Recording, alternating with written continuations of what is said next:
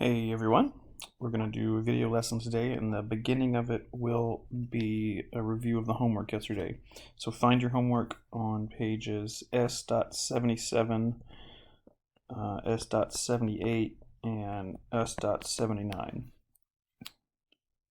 Give you a few seconds to do that.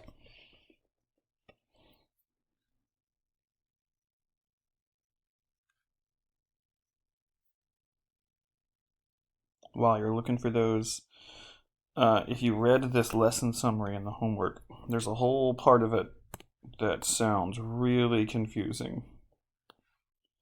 We're not going to use that vocabulary to describe how to decide if something is a scale drawing. We are going to use the idea of a scale factor, but if you read through that lesson summary, don't worry about it. Alright, so number 1 on page S.77, they show you an actual picture, and they show you a scale drawing, and they ask you, is it a reduction or an enlargement? So this one you can just look at and see. They're telling you it's a scale drawing, so the question is not, is this a scale drawing? The question is it a reduction or an enlargement? Obviously the scale drawing looks bigger, so this is an enlargement. Alright, so the next page, I think that's the only one on this page, yeah. S.78, find page S.78. Same idea, here's the actual picture, here's the scale drawing. It looks smaller, so it's a reduction.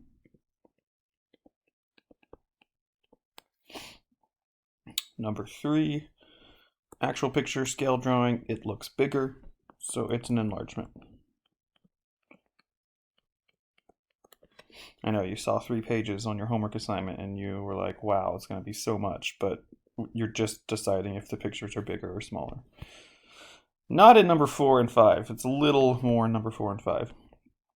Number 4, this is page S.79. Number 4 on S.79 says, using this grid and this abstract picture of a face, answer the following questions. On the grid, where is the eye? So they have letters, and so the box that the eye is in is the intersection of the B and the G labels. So you could say BG, that's where the eye is. What is located at DH? There's DH, this is where they intersect. So that could be like, I guess, the tip of the nose, if that's a nose, I guess. In what part of the square BI is the chin located? In what part of the square BI? So this whole square is BI. You know, you can describe where you think the chin is in words, and the chin is like right there. I would say lower right corner. Number 5, there's a blank plot over here with an X and Y axis. The numbers are labeled on the grid for us already. It says, plot these points and decide if the rectangular cakes are scale drawings of each other. So I'll use 2 different colors. So blue will be cake 1, red will be cake 2, and they're supposed to be rectangular cakes, so if you get a shape that's not a rectangle, you probably did something wrong. Remember that when you draw ordered pairs like this, which are coordinates, the x value goes first and the y value goes second. So in this first point, the x is 5 and the y is 3. So you go over to 5 and you go up 3. And there's that first point. Then 5, 5, you go over 5 and up 5. There's another point. 11, 3, you go over to 11. That's there, and then you go up 3. That's right there. That's 11, 3. And then 11, 5, you go over to 11 and you go up to 5. That in fact does look like a rectangle. Alright, in red we'll do cake 2, which is, the first point for that is 1, 6, so go over 1 and go up 6. That's right there. 112, the over 1 up to 12, that's right there. 13, 12, 11, 12, so there's 13, and 12 is right there. 13, 6 would be right here. Can draw it, and then now that we have them drawn, we have to decide, are they scale drawings of each other? That's the thing we learned yesterday. To decide if something is a scale drawing of something else, you have to show that each set of corresponding sides is related by the same scale factor. So, if we want to call this direction the width and that direction up and down the height, we need to check the width of cake 2 versus the width of cake 1, and then the height of cake 2 versus the height of cake 1, and see if they have the same scale factor. So, what is the width? You can make a little table. You don't have to make this table when you work these problems, but just to help explain it, I will make the table. Cake 1, cake 2. The width of cake 1 is, raise your hand. Just kidding, I can't see you, but I know that Cole raised his hand. So Cole, tell the class, what is the width of cake 1? That's right. It is 6. And you can look at, so what I did to calculate it was I looked at the x values on cake 1 and I found the difference between the x values. But if you look at the graph, you can count the boxes. Cake 1 is actually in blue. So 1, 2, 3, 4, 5, 6. That works. Or you can take 11 and 5 and do 11 minus 5 and get 6. So that's how I did that. 6. The height of cake 1 is 1, 2. Oh, it looks like it's just 2. Yep, 2. So it goes from a y value of 5 down to a y value of 3. So if you do 5 minus 3, that tells me the height is 2. Or you can just count up 1, 2. Now cake 2, the width. If I count the squares, there's a lot of squares. I don't really want to count them. So instead, I could go look at the x values. It goes from 1 to 13.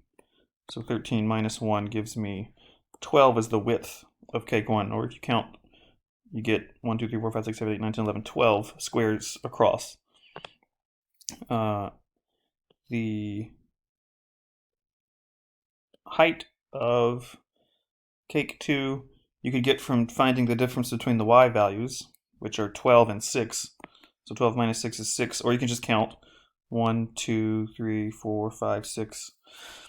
Now, remember to calculate scale factor, what you have to do is divide a side on the drawing, divide that by the corresponding side on the original. Now, it doesn't really matter. They didn't tell us which one is the original and which one is the scale drawing. They're actually just two cakes, so you can pick one to be the original. And as long as you always put that one on the bottom, we're fine. So I'm going to use the smaller one, the blue one, so cake 1. I'll say that's the original and put that on the bottom. So for width, I would divide 12 by 6. You don't want to mix up the sides. Like you wouldn't divide the height of cake 2 by the width of cake 1 because those are not corresponding sides. Like when you imagine putting these drawings on top of each other, kind of like this, the sides that line up are corresponding sides. So like this and this kind of line up. The right sides, the left side and the left side kind of line up. Those are corresponding sides. Don't mix and match width and height when you go to calculate scale factor. So the scale factor for, let me undo that. Okay. the scale factor for the width is 2.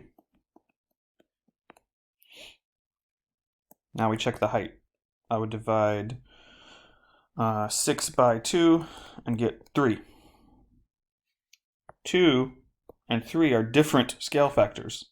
So the different sets of corresponding sides have different scale factors. So this is not a scale drawing because the different sides have different scale factors. Okay, now that we're done with the homework, we're going to start on the lesson today, which we will start on page S.81 of the tear out pages that you should have prepared last night. And you can find that if you're looking at the notes pages, it's after page 145. We're going to skip that page of the notes and do it when I get back. So you find page S.81.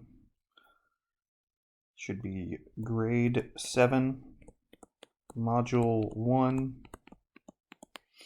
lesson 17, page S.81. The title of the lesson is The Unit Rate as the Scale Factor. And this is not too different from the last lesson. It's just we're going to see that some vocabulary we learned previously with ratios applies exactly the same here. We've already defined scale factor, and it's going to turn out that unit rate and constant of proportionality all mean the same thing when you look at these drawings. They're the same idea as the scale factor. So look at this example 1. If you still didn't find it, this is page S.81. S.81.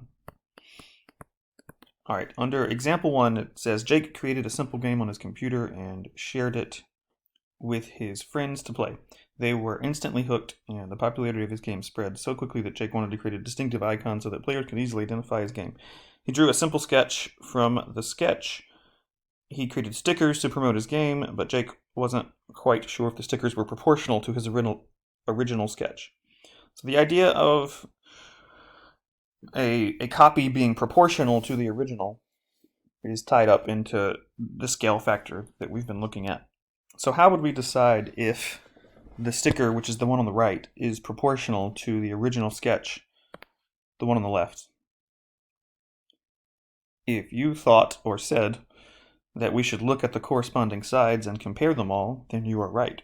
So if we pick the sides one at a time, this 1-inch side right here, so I'll write original on the left side of this table and sticker on the right side of this table, and we can put the 1-inch side, which is the one I circled just now, up there, and the corresponding side on the sticker should go to the next to it.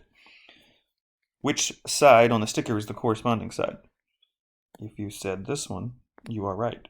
It's the one in the same place. If we put these things on top of each other, the sides would line up. So that one's 2 inches.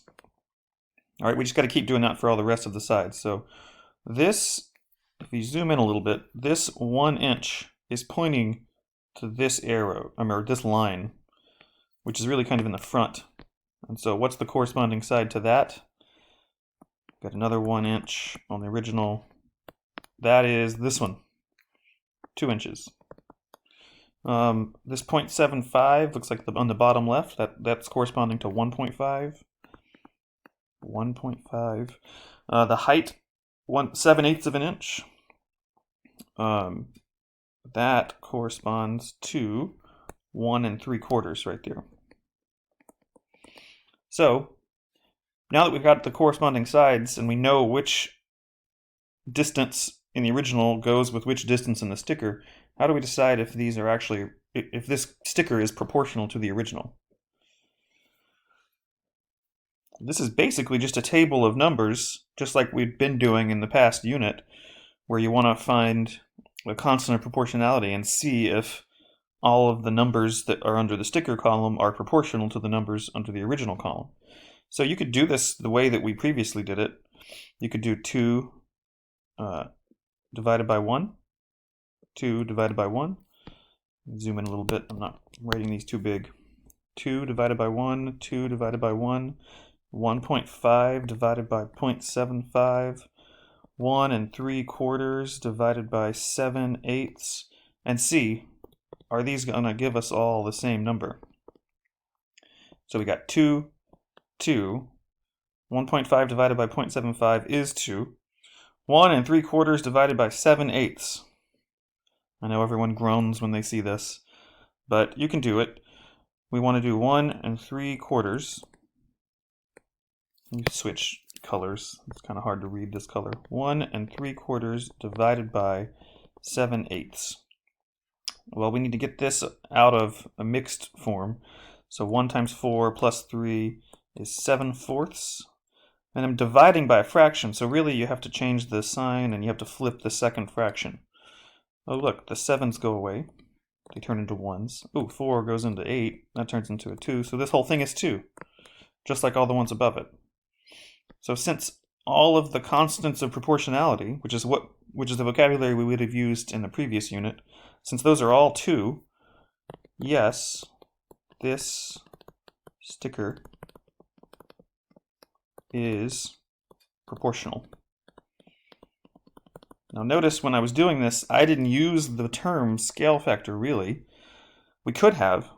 These are scale factors because we found them by dividing the copy length by the original length, and that's what we defined scale factor as yesterday. But I didn't use that vocabulary. I just called it constant proportionality. This is just a table of numbers, just like we saw throughout Unit 4. We figured out that the second set of numbers is proportional to the first set of numbers and decided that that sticker is proportional. So really, it's the same kind of stuff we've been doing. Okay, next page. There's a question I want to ask. Why might Jake, in this problem, have been so concerned about getting this sticker to be proportional to his original? You know, he made a game, it got popular, he's trying to give these stickers away to promote his game. What would be the problem if it wasn't proportional?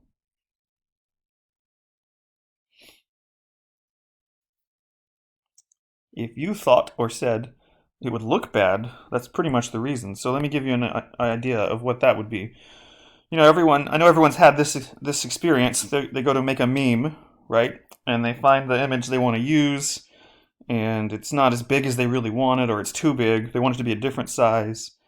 If I go to resize this picture, and I only, you know, it looks like a nice square right now. Like this side is equal to that side, is equal to that side, is equal to that side. Well, if I resize it and I don't maintain those proportions, it's going to look really weird. Like, I didn't quite resize it in a way that would make it look okay afterwards. So if I undo that, there's other ways you could accidentally resize it, like if I make it too skinny. Now, this is not a proportional drawing of the original, because I'm not being very careful. This software that I have, if I drag from the corner, it maintains the proportionality constant for me. I don't even have to think about it. Like, I'm trying to make it not proportional, but it doesn't let me. It stays proportional. So, real-world application of our current lesson is you can make your memes proportional to the original size if you understand scale factor. Now, go to page S.82. Should be right after the last page. S.82. So, we're going to summarize what we did on the last page when we checked for proportionality in a scale drawing and an original object. What we did really was, first we wrote down, or we recorded, the lengths of the original in the table. So that was when we filled out the left side of that table on the last page. Then we recorded the corresponding, and so corresponding is when you match up the sides. If you don't match the sides correctly, you can't really decide whether or not the reproduction or the copy or the drawing is proportional.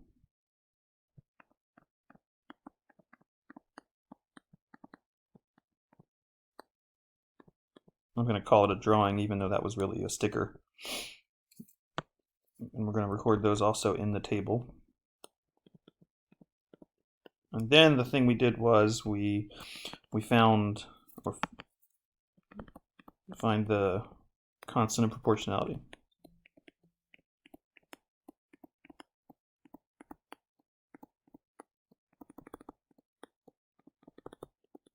I'll give you a second to write that down if you weren't writing as fast as me.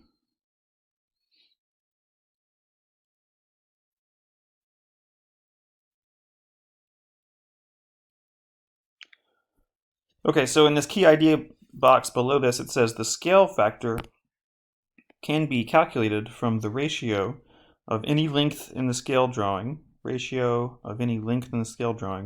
to its corresponding length in the actual picture.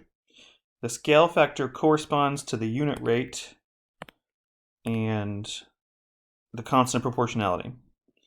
So when they say the scale factor corresponds to the unit rate and the constant proportionality, what that really means is they're the same thing.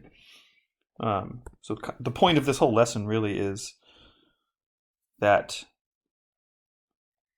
you can write this down here. Scale factor equals constant of proportionality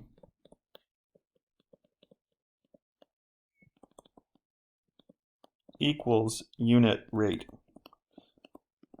When you're looking at these scale drawings, those all mean the same thing. You find them in the same way. So this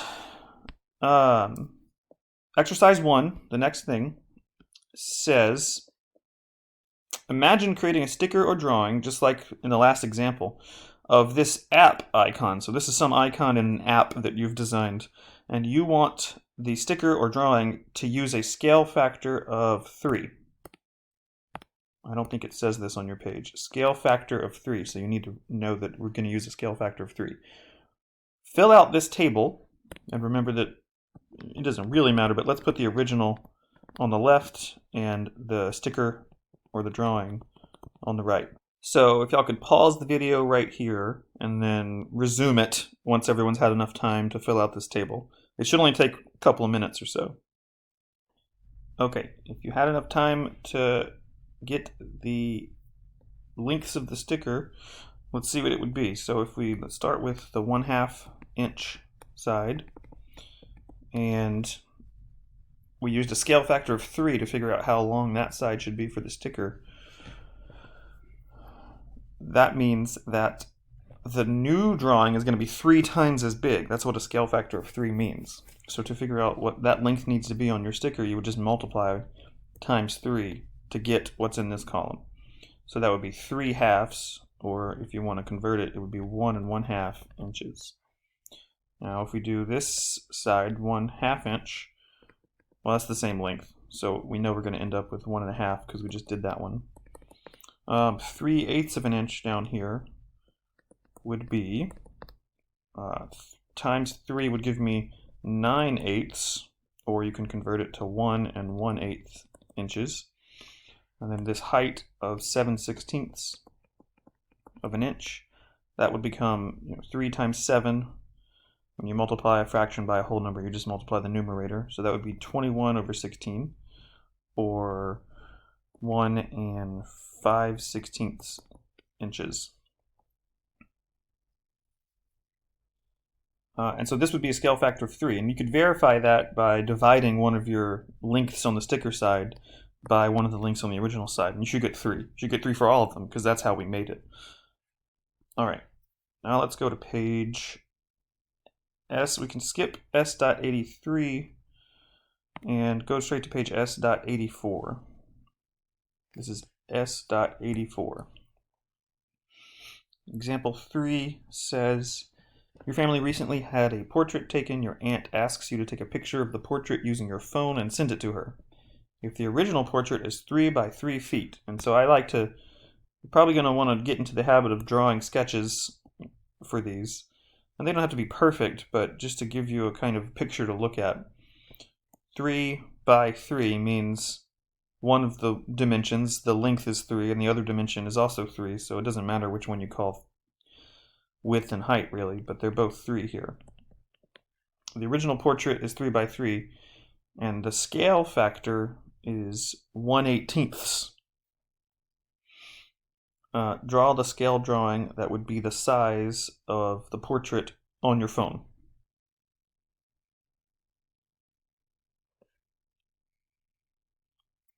So we're going to use a scale factor of 1/18 to get to some other sketch and label what the side lengths would need to be. Now, I mean, if you had a ruler, you could really actually do this completely to scale. But so let's figure out what that would be. One problem that I see right away is if I want to make sure that the corresponding sides use the scale factor of 1/18, I need to multiply like 3 right here to figure out this side. 3 times 1/18, that's not a very nice number to try to draw or measure. It's 1/6 of a foot. I mean, I could write that and move on, but another strategy that would maybe be easier for me to actually draw this, if I were really going to draw it, is I could convert this to inches. 3 feet, there's 12 inches in 1 foot, so that's 36 inches. Now, instead of using feet, if I did 36 inches times 1/18, this is much easier. What's 36 inches times 1/18? Well, 2 times 18 is 36. So this just becomes 2 inches. That's much easier to draw. I could try to, because of my sketch on the left being in feet, I do kind of need to make sure the drawing that I make that represents the portrait on the phone is smaller. But I could actually go get a ruler and draw the real, 2 inches would fit on this paper just fine. 2 inches by 2 inches. It's the same on both, so 2 inches by 2 inches it would be your answer. And if you were doing this carefully, you could go get a ruler and draw a 2-inch square, and that would be the actual size of the portrait on the phone.